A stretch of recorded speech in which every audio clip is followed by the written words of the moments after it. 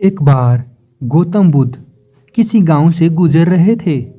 उस गांव के लोगों को गौतम बुद्ध के बारे में गलत धारणा थी, जिस कारण वह उन्हें अपना दुश्मन समझते थे। जब गौतम बुद्ध गांव में आए तो गांव वालों ने उन्हें भला बुरा कहा और बहुत बद्दुआएं दी।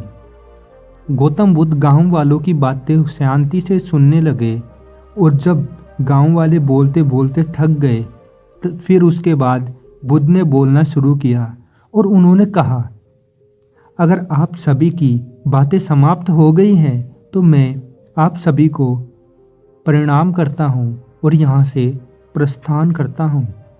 बुद्ध की बात सुनकर गांव वालों को आश्चर्य हुआ कि उनमें से एक व्यक्ति ने कहा, हमने तुम्हारी तारीफ नहीं की है, हम तुम्हें बस दुआएं दे रहे हैं, क्या तुम्हें कोई फर्क नहीं पड़ता?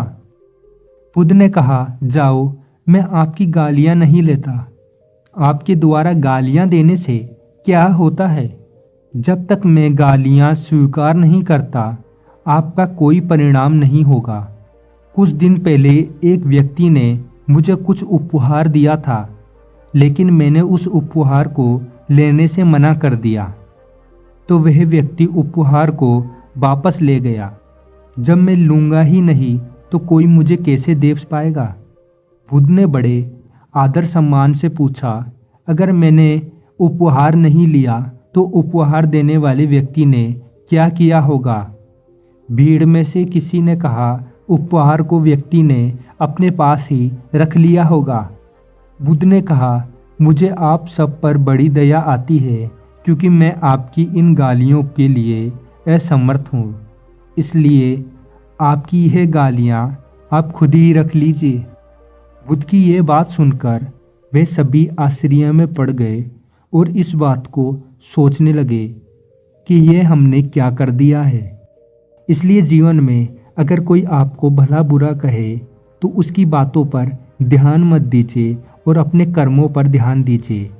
जब आप जीवन में असफल होंगे तो लोग आपकी बुराइयां करेंगे और जीवन में जब आप सफल होने लगोगे तो लोग आपके लिए दुआएं करेंगे, आपके साथ आकर आपकी बातें सुनेंगे और आपका आदर सम्मान करने लगेंगे।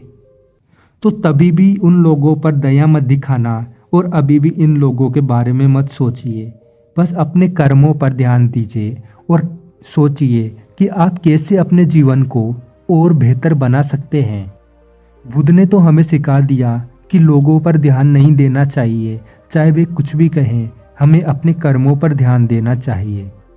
कुछ तो लोग कहेंगे, लोगों का तो काम है कहना और आपका काम है अपने कर्मों को पूरा करना, लेकिन इसका यह मतलब भी नहीं है कि आप उन्हें पूरी तरह से भुला दें।